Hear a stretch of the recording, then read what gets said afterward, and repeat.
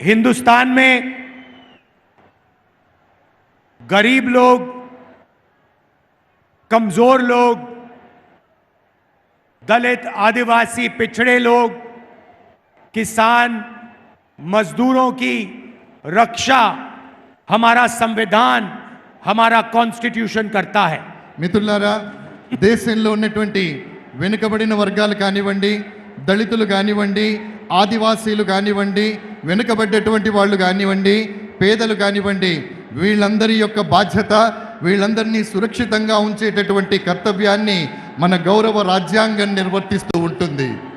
संविधान से पहले हिंदुस्तान में गरीब लोगों के, कमजोर लोगों के कोई भी अधिकार नहीं थे।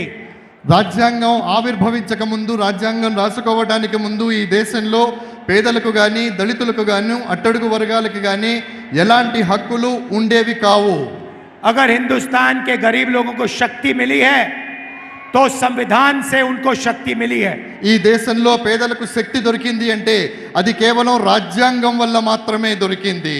ये कोई मामूली किताब नहीं है, ये आपके दिल की आवाज है। ఇది సామాన్యమైన పుస్తకం కాదు, ఇది సామాన్యుల యొక్క గొంతుక। इसके लिए कांग्रेस पार्टी और हिंदुस्तान के करोड़ों लोगों ने लड़कर, अपना खून देकर इसको बनाया है। ఈ పుస్తకం సామాన్యమైనటువంటిది కాదు। ఈ పుస్తకాన్ని మన కోసం మనం ఆవిష్కరించుకోవడానికి ఈ దేశంలో వేలాది మంది, లక్షలాది మంది తమ ప్రాణాలను తృణప్రాయంగా త్యజించి రక్తాన్ని ధారపోసి ఈ పుస్తకాన్ని రూపొందించుకున్నారు। गांधी जी, अंबेडकर जी, नेहरू जी, इन लोगों ने सालों लड़ाई कर कर, खून पसीना देकर हिंदुस्तान की जनता के साथ ये किताब बनाई।